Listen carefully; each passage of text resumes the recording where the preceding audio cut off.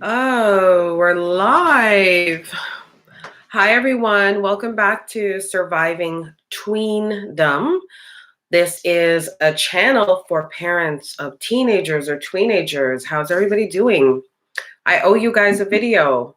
Don't forget to like, share, subscribe. That's the most important thing. And share with your friends. Commenting is good too. So I owe you guys a video. I almost didn't even come live because my day ended with a migraine and I was just out.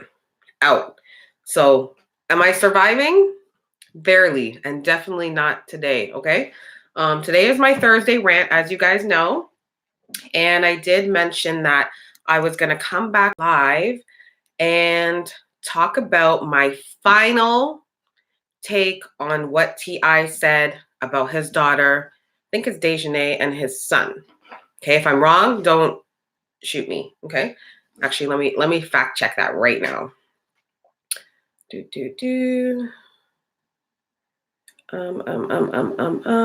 Accuracy is important.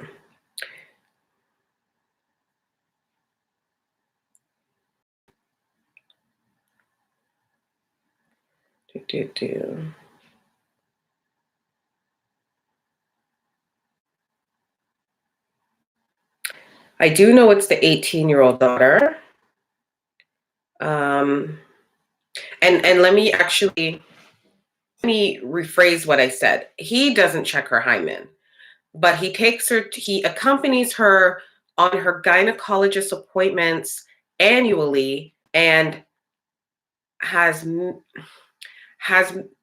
made it so that she gives consent for the gynecologist to comment to him or report to him as to whether her hymen is still intact, which I think it's Deja. I said Dejanay. It's Deja Harris.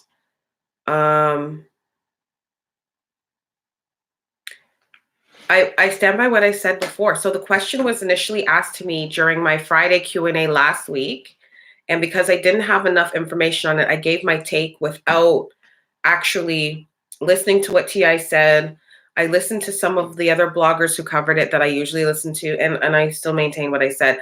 I'm actually really shocked because with this whole cancel culture that we have and everybody activist,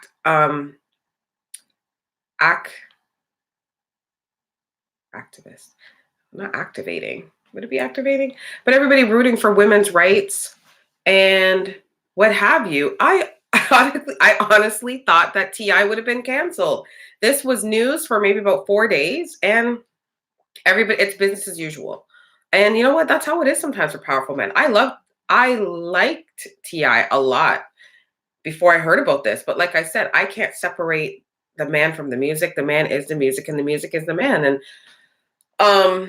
I listened to it. It seems to be split, and if anything, it almost, based on the 5 bloggers that I listened to and the callers that called in and the people that commented on their platforms, it almost seems as though more people were actually in support of what T.I. was doing with his daughter, but they were against the double standard where he was praising the fact that his son, who is 15, not 13, is sexually active. I think he lost his virginity maybe at 13, but people weren't happy with the double standard. But a lot of the parents who commented on the blogs and called in apparently were in support of what T.I. was doing. Apparently, this is something that a lot of parents have done. A lot of people went through it growing up with their mothers doing it and their fathers going to the doctor's appointment to make sure that their hymens were in check and they were still virgins. And you know what? As from what I remember, and I'm going to look this up too, so don't quote me on it, but I also believe that some religions do the same thing because it is expected that women are virgins while they're married. And so that hymen is checked prior to marriage. So I realize that a lot of people don't see it as an issue. I think it's a huge violation of privacy. I have 2 daughters myself. I wouldn't do it. I think it's more important to have a conversation with your kids from earlier on about sex, age appropriate, of course, and guide them towards making the right decisions. It's a trust thing. It's a trust thing, and it's definitely a control thing.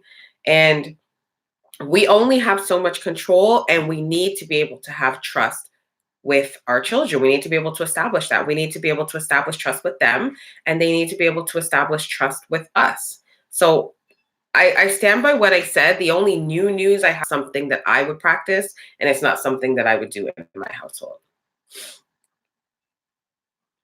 How's everybody doing today?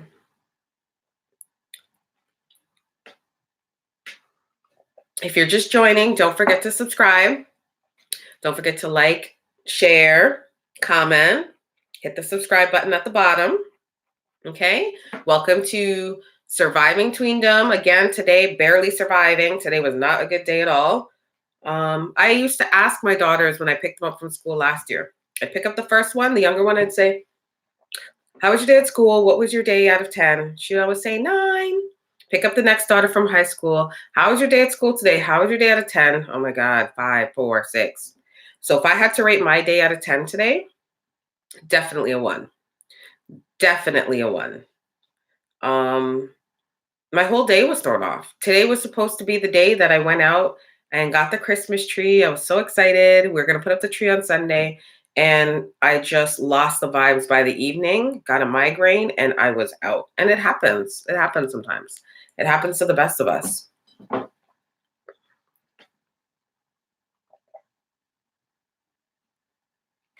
So I'm not going to keep this live too long tonight. I owed you guys a video. Oh, that's right. Yesterday, Kaya and I, so my older daughter, the 17-year-old, and I were supposed to go live to do our review on 90 Day Fiancé and Unexpected. Both shows in Canada show on TLC. Now, I'm not sure what the channel would be called in the States or abroad, wherever you guys watch, but what happened was we were going through our video clips and putting everything together. And Kaya said to me, she goes, Mom, I don't think that we should be embedding videos because YouTube is flagging videos like crazy. And I'm like, no, it's all good. I watch a lot of bloggers and they do the same thing on YouTube. It's fine. But lo and behold, I was actually watching one of my YouTubers today, and he said he is not going to be risking posting videos in his channel anymore because people are flagging videos like crazy.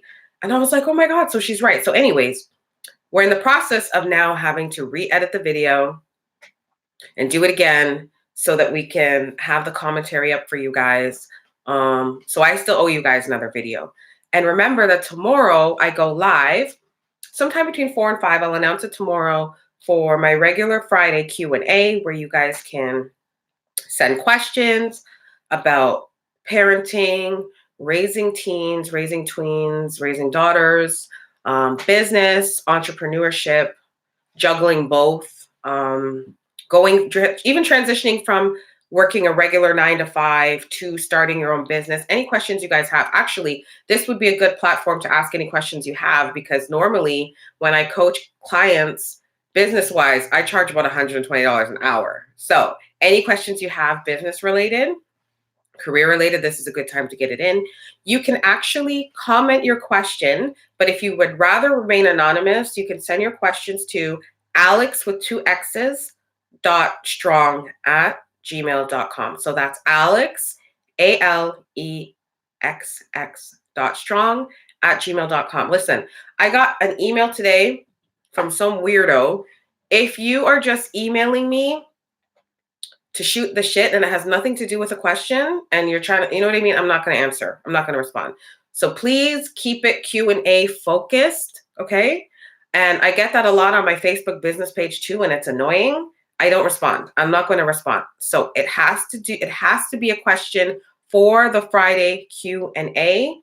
And again, if you want to remain anonymous, just mention in the email that you send me that you do not want your name or where you're from to be stated. No problem. I don't have a problem with that. I hope you guys are having an amazing Thursday. Tomorrow is Friday.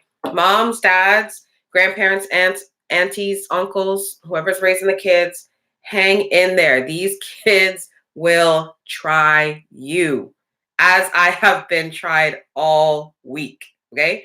And then when you flip the switch on them, they're trying to figure out, well, why did mommy flip the switch? Because you made me flip the switch, okay? So hang in there. These kids will try you. I always have the conversation piece, especially with my younger daughter. I used to have it with the older one, but she's older now. Your friends will be your friends and they will always be there, but family comes first. I think it's so important because unfortunately, when our kids are young, especially around that, the adolescent age, going into their teens and early 20s, I'm going to say their friends are the center of their world and they can only live in the moment. These kids do not have the ability or gift of foresight, and that's natural and that's normal. But it is for us to teach them and to guide them and to remind them that their family is always going to be there for them. It is good to value your friendships, but do not put your friendships before yourself. Do not put your friendships before your family. And that is what I'm going to leave you guys with today. Do not forget to subscribe. Press the button in the right-hand corner, the red button or the red font, subscribe. Please remember to share, like, and comment. And also remember to ring the bell for notifications. And I will see you guys tomorrow on my live for the Q&A. Bye.